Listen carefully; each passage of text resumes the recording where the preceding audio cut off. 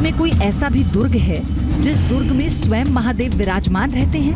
तो इसमें कैदियों को रखा जाता था, कैदियों को खाना पानी सब दिया जाता था इसके अंदर। जिस दुर्ग को सुबह 6 बजे से लेकर 9 बजे के अलावा किसी भी प्रहर में फतेह करना संभव नहीं। कहते हैं कि इसी के नीचे एक तहखाना है जहाँ पर भरपूर खजाना है।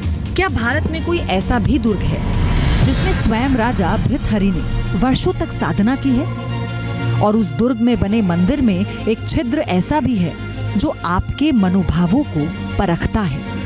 और क्या भारत में कोई ऐसा भी दुर्ग है जिसमें बने एक मंडप को कुवारा मंडप कहा जाता है, जिस मंडप से आज तक कोई डोली उठी ही नहीं? आखिर एक साहित्यकार ने अपने तिलिस्म और एआरी से भरे उपन्यास चंद्रकांता संतति के लिए उसी किले को क्यों चुना होगा? आखिर इस दुर्ग को मुगलों से लेकर अंग्रेजों तक ने कैसे जीता होगा? इन प्रश्नों की पड़ताल न्यूज नेशन की टीम को उत्तर प्रदेश के मिर्जापुर से करीब 35 किलोमीटर दूर ले आई, जहां पर चुनारगढ़ का ऐतिहासिक किला मिलता है।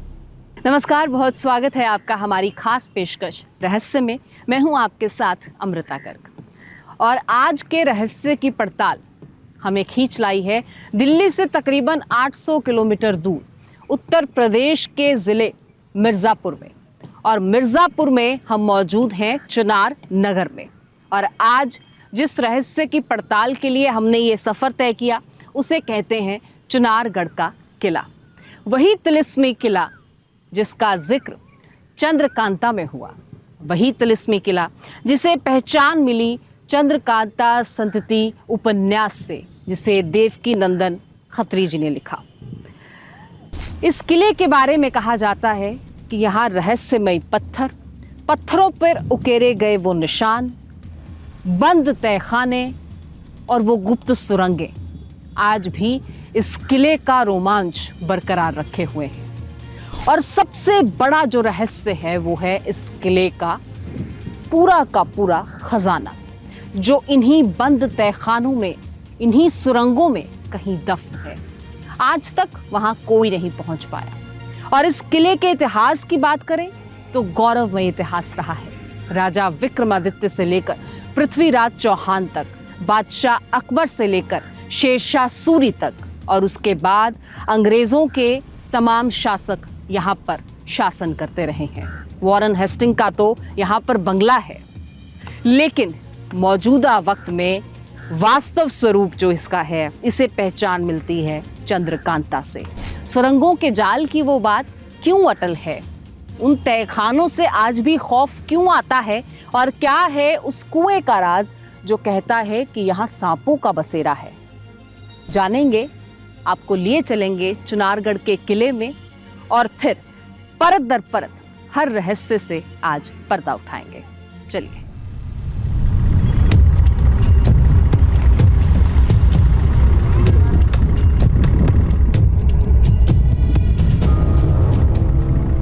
विंध्य पर्वत पर सीना ताने खड़ा एक दुर्ग चुनारगढ़। ये दुर्ग यहाँ पर कब बनाई गई होगी, इसका इतिहास में कहीं पर भी उल्लेख नहीं मिलता, लेकिन इसकी सटीक लोकेशन आधुनिक इंजीनियरिंग को भी हैरान करती है। और उस इंजीनियरिंग की आज भी दाद दी जाती है जिसके दिमाग में इस स्ट्रैटेजिक लोकेशन पर एक दुर्ग तैयार करने का आइडिया आया होगा। दूर से देखने पर किले का आकार पहाड़ी पर बैठे शेर जैसा लगता है, तो जिस पहाड़ी पर यह किला बना हुआ है उसकी ऊंचाई बिल्कुल सीधी है। और इसी अद्भुत स्ट्रक्चर की पड़ताल के लिए न्यूज नेशन ने दुर्ग में कदम रखा।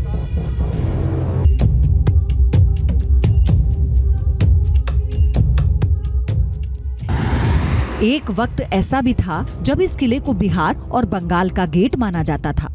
उत्तर भारत के हर शासक की दिलचस्पी इस किले पर कब्जा जमाने की रहती थी। जिस राजा का शासन दिल्ली से बंगाल तक हो जाता था, उसके लिए चुनार का किला अहम पड़ाव बन जाता था। इस किले में अनेक महल, बारादरी, मंडप, बावड़ी, सुरंग और तहखाने हैं।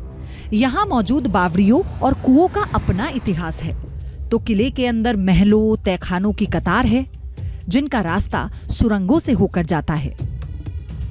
जहां अन्य किलों की तरह ये किला भी पौराणिक, ऐतिहासिक और ऐसी तमाम कहानियों को समेटे हुए है, वहीं इस किले को यहाँ की धार्मिक मान्यताएं अन्य किलों से अलग बताती हैं। और ये मान्यताएं क्यों हैं, धार्मिक आस्था का विषय यहाँ क्यों जुड़ता है, वो यहाँ जुड़ता है योगीराज भृतहरि के होने की वजह से।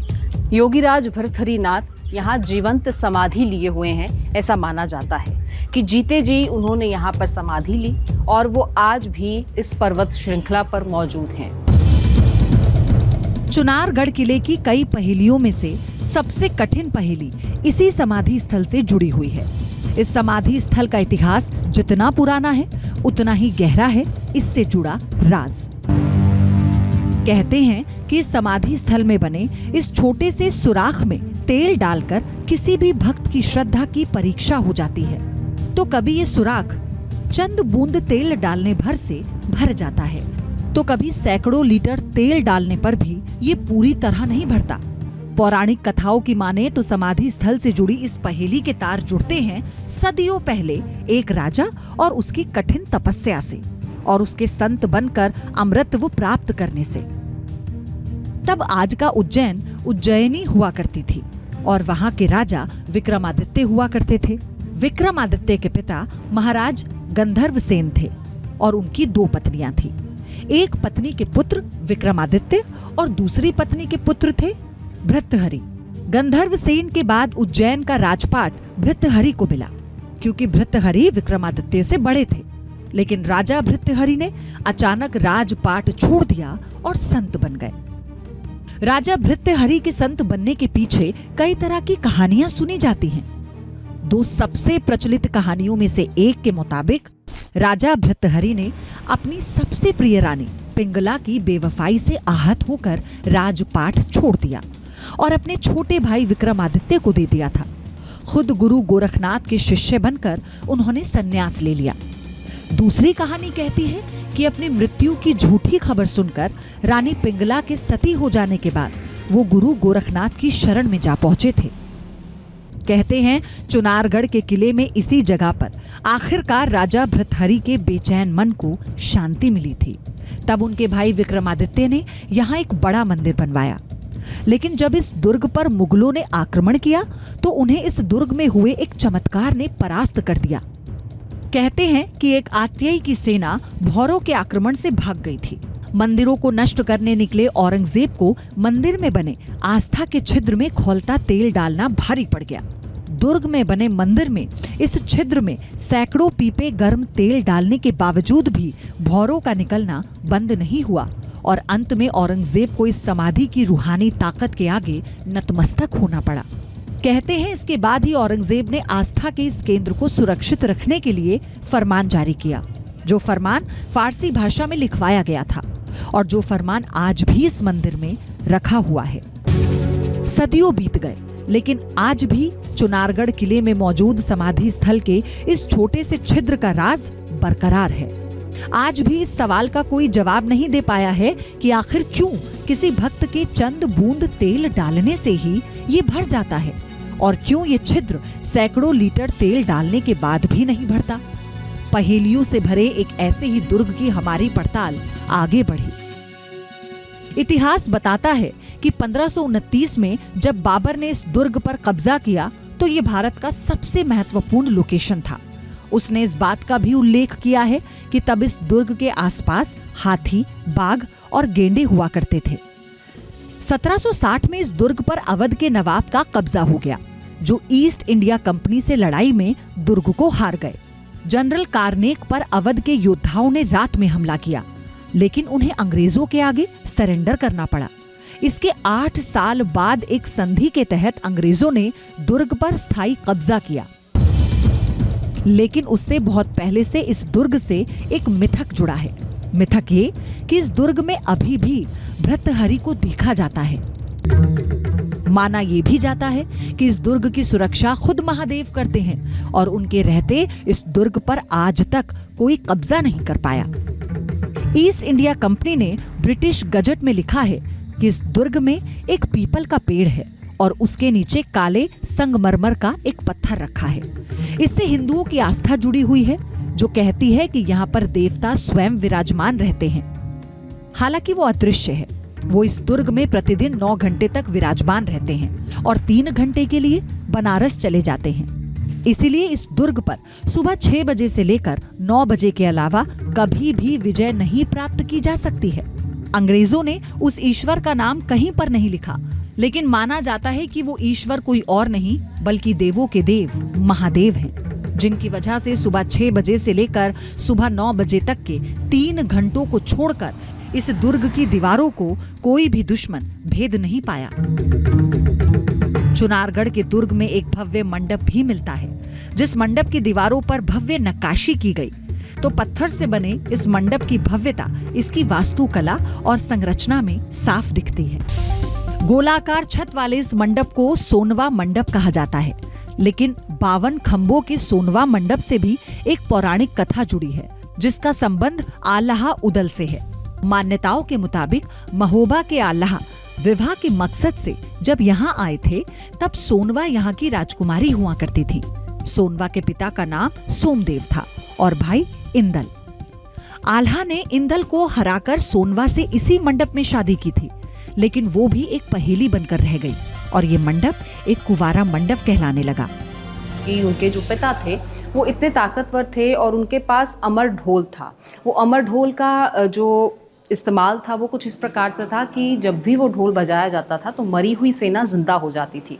तो नेपाल नरेश संदेवा ये चाहते थे कि जो भी उनसे युद्ध करेगा और जो भी महाराजा या जो भी शासनकाल हो रहेगा, तो वो जो शासन करने वाला होगा उनको अगर युद्ध में हराएगा तो वो अपनी बेटी सोनवा का हाथ उसके हाथ में देंगे।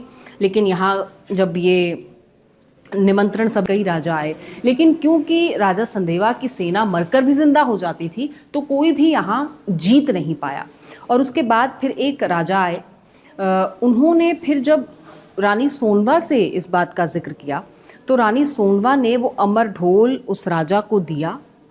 तब जाकर पिता हारे और फिर रानी सोनवा को वो राजा जो था वो कहते हैं कि इसी महल के इसी किले के गुप्त मार्गों से अपने साथ भगा कर ले गया। और तब से ही यहाँ पर कोई शादी नहीं हुई, ये मंडप कुंवारा रह गया। और आज भी ये कहानियाँ यहाँ बताई जाती हैं, सुनाई जाती हैं। लोक कथाओं में भी इन कहानियों का जिक्र मिलता है। एक सच ये भी है कि अंग्रेजों ने इस दुर्ग को अपने अत्याचार का केंद्र बनाया, जो खुद ईस्ट इंडिया के गजट से पता चलता है। ईस्ट इंडिया कंपनी ने ब्रिटिश गजट में लिखा है, इस दुर्ग के भीतरी हिस्से में गवर्नर हाउस है, अस्पताल है और कैदियों के लिए छोटे छोटे कारागार हैं। इस कारागार में 1817 से 18 में त्रम्बकजी दंगलिया को कैद किया गया था, जो ब्रिटिश साम्राज्य के खिलाफ विद्रोह कर रहे थे और मराठा राज्य की स्थापना करना चाहते थे। लेकिन उन कैदियों को यहाँ के कारागार में किस स्थिति में कैद किया गया होगा, ये सोचकर ही रूह कांप उठती है। और अगर इस पूरे प्रांगण की बात की जाए तो यहाँ पर इस पूरे एरिया का इस्तेमाल जो है वो एक जेल के रूप में किया जाता था सन 1805 से लेकर 20वीं शताब्दी तक। और जब पंजाब पर हुकूमत के लिए अंग्रेज़ों ने वहाँ पर तबाही मचाई तो उसी दौरान महाराजा रणजीत सिंह की जो विधवा थी महारानी जिंद कौर, उनको भी कहते हैं कि इसी जेल में लाकर रखा गया था, नज़रबंद किया गया था, कैद किया गया था। और फिर महारानी जिंद कौर बताते हैं कि कुछ ही समय बाद इस जेल से अंग्रेज़ों को चकमा देकर भागने में फरार हुई और उन्होंने नेपाल में जाकर फिर राजनीतिक शरण ली। और उसके बाद भी कूका आंदोलन और पूरा जो समय चला, जो समय देखा गया, उस दौरान भी कई लोगों को पंजाब से या फिर सिख योद्धाओं को यहीं पर लाकर जो है वो नज़रबंद किया जाता रहा है। और उसका यहाँ पर आपको प्रमाण भी देखने को मिलता है।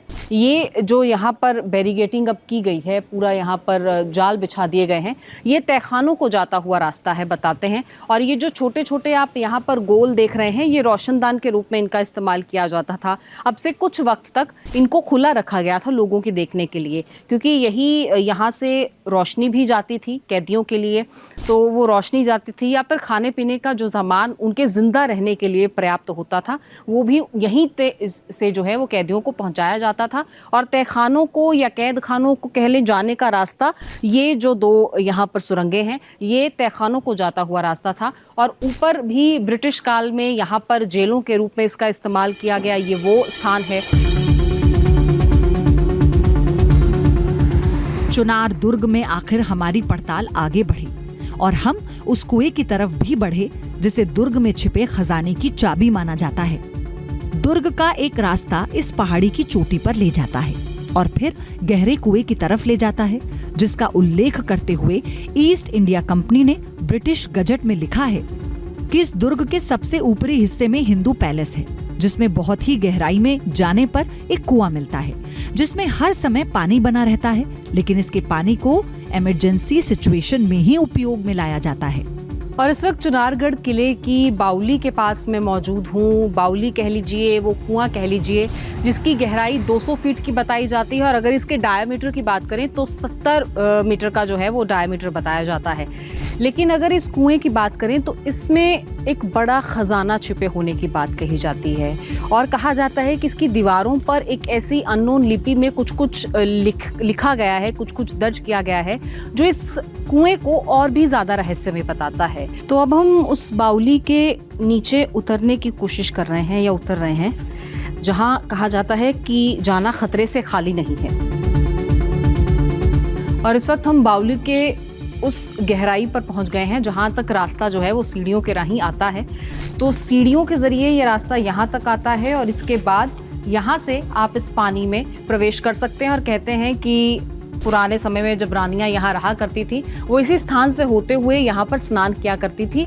ये पुराने ज़माने की बातें यहाँ के लोग बताते हैं। लेकिन अगर मौजूदा स्थिति की बात की जाए तो बताते हैं कि ये बाउली बहुत डरावनी है। और अगर इस बाउली की बात की जाए, इस कुएं की बात की जाए तो बताते हैं कि यहीं से अंदर से ही कुछ सुरंगें जाती हैं जो बाहर सीधे आपको गंगा नदी से जोड़ती हैं।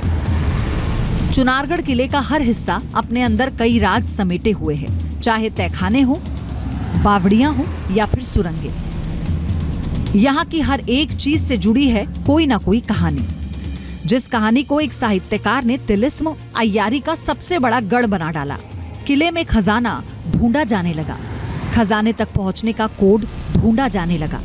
चंद्रकांता की कहानी बड़ी लगती है पुरानी, पुरानी होकर भी फिर लगती है सुहानी। नौगढ़ का था वो राजकुमार, चंद्रकांता से जो करता था प्यार। ये पंक्तियां आपने सुनी होंगी क्योंकि ये पंक्तियां हैं उस धारावाहिक की जो 1994 से 1996 के बीच में प्रसारित हुआ और खूब प्रसिद्धि इसने हासिल की। लेकिन वो धारावाहिक आधारित था देवकी नंदन खत्री जी के उपन्यास चंद्रकांता संतति पर। और इस उपन्यास ने इतनी प्रसिद्धि बटोरी थी कि लोग दूर दूर से इस किले को देखने के लिए आते थे। सवाल उठता है कि क्या 800 मीटर लंबी, 300 मीटर चौड़ी और 80 से 175 मीटर ऊंची इस किले में इन तहखानों का इस्तेमाल खजाना रखने के लिए भी किया जाता रहा होगा? सवाल तो ये भी है कि क्या इस किले को फतेह करने वाले राजाओं ने अपनी बेशुमार दौलत इन तहखानों में छिपाकर नहीं रखी होगी? मुकम्मल तौर पर भले ही इस सवाल का जवाब अब तक कोई ना दे पा रहा हो, लेकिन ऐसी संभावना से किसी ने पूरी तरह से इनकार भी नहीं किया।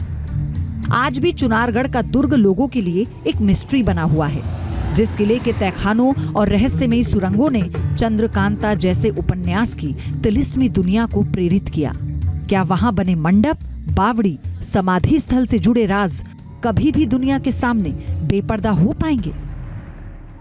कभी विष्णु जी को पैरों के चलते चरणाद्रीगढ़, कभी नैना देवी के जादू के चलते नैनागढ़, और कभी चीनी मिट्टी के बर्तनों की वजह से, चूना बर्तनों की वजह से चुनारगढ़।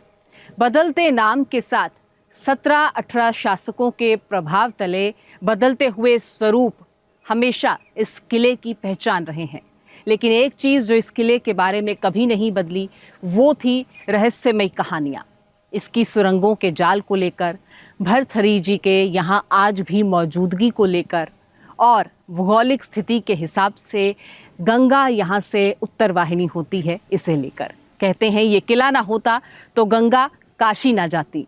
तो ये तमाम चीज़ें इस किले को और भी ज़्यादा ख़ास और रोमांचक बनाए हुए हैं और इसे प्रसिद्धि मिलती है चंद्रकांता संतति उपन्यास से, जिसके बाद यूँ लगता है कि इस किले की सिद्धि प्रसिद्धि और भी ज़्यादा फैल गई, लोग इसे देखने के लिए दूर दूर से आने लगे। लेकिन आज भी जब बात होती है तो इसके तिलिस्म की होती है, सुरंगों के जाल की होती है और उस खजाने की होती है जो कहा जाता है यकीनन इसी किले में कहीं दफन है, जहां आज तक कोई पहुंच नहीं पाया। तो रहस्य की आज की इस कड़ी में फिलहाल इतना ही। चुनारगढ़ से मुझे इजाजत दीजिए, फिर अन्य किसी रहस्य के साथ हाजिर होंगे। नमस्कार।